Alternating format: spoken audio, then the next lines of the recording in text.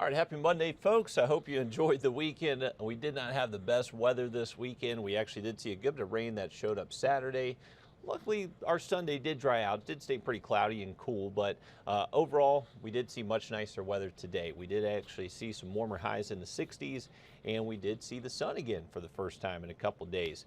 But as we move forward this week, we are going to bring back some very low rain chances between Wednesday and Thursday. So taking a wide look at our radar network, you can see that there is some rain moving across the Gulf of Mexico thanks to this area of low pressure.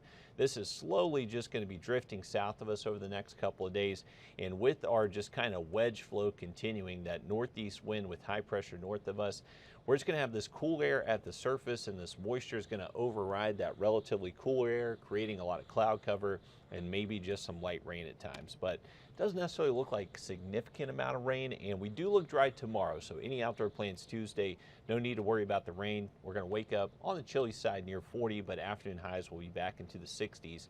As we head into Wednesday morning, not expecting much of a rain chance, but you can see that rain just kind of gets closer to the Savannah River corridor as we get towards Wednesday afternoon, and really into Wednesday night is when we see the potential maybe for some rain on the South Carolina side of the river. So Wednesday, not looking like a washout. Better chance for rain definitely after sunset into Wednesday night and early Thursday morning. By Thursday, that system's still just traveling off the southeast coast, so it could bring some coastal showers. Maybe some of those swing a little bit further inland, but overall just expecting clouds and temperature-wise staying just a couple degrees below average. But rain chances, once again, they're about 20% or less, so nothing that's too significant, but just can't rule out maybe there is some light rain at times between Wednesday and at least Friday. But a little bit stronger cold front is going to push through Friday night, and that will bring us some much nicer weather by the weekend. Rain totals across the region, not too significant for us. You can see we stay kind of in the quarter to even less than that range, so quarter of an inch or less for us here around the CSRA, especially on the South Carolina side of the river. Slightly higher, maybe up to a ½ inch for some of our western Georgia counties, but you can see the much better chance for significant rainfall is going to be in southwestern Georgia, southern Alabama, and along that Florida Gulf Coast, to where those rain totals potentially could get over 2 to 3 inches. Here's our day planner of the next couple of days as far as temperatures go. So Tuesday, despite the clouds, we should be able to warm up about 20 degrees. So waking up in the 40s, afternoon highs in the 60s.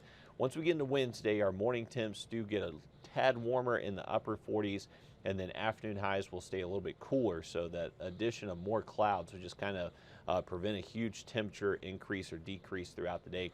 Could be a struggle to actually make it out of the 50s Wednesday afternoon. Right now we're going with a high of briefly hitting 60. But as we head later into the week, our temperatures actually do increase once again.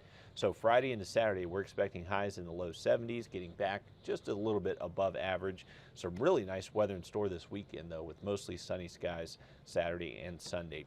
Quick look at the lake forecast. One thing to keep in mind at the lake is that lake levels are still about 7 feet below full pool, so the rain this weekend unfortunately didn't really help bump those up too much.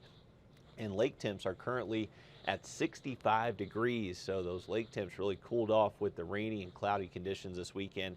And since high temperatures up at the lake aren't expected to get above 65, and we're not going to see a ton of sun, I would imagine those lake temps do continue to stay at least in the mid 60s, if not drop to the low 60s, at least through Thursday afternoon. Now, as far as our tropical outlook is concerned, we are not done with hurricane season just yet. That officially goes until the end of November. We are keeping an eye on a disturbance in the southern Caribbean Sea. So this is near Central and South America, and just kind of churning up a disorganized area of showers and thunderstorms. This actually does have a pretty high chance of developing into a named system over the next 7 days. Right now, the National Hurricane Center putting a 70% chance of that happening. Now, right now, this just kind of disorganized low is expected to drift towards the north and east. Not expecting really impacts here for us here locally, but just something to keep an eye on south of us.